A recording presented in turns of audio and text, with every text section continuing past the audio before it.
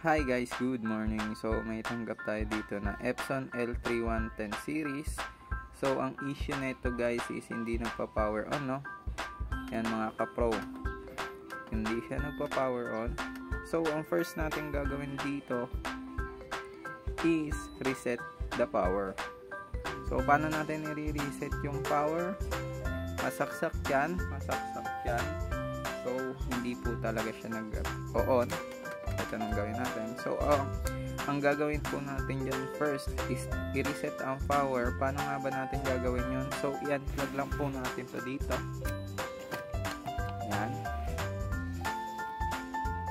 After po natin siyang ma-unplug is click natin yung power button ng almost 20 seconds. At least 20 seconds. So, 1,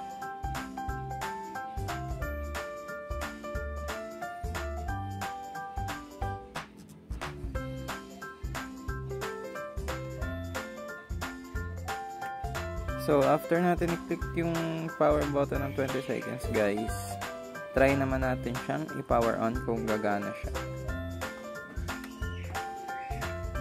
Yun, nagkaroon na siya ng power.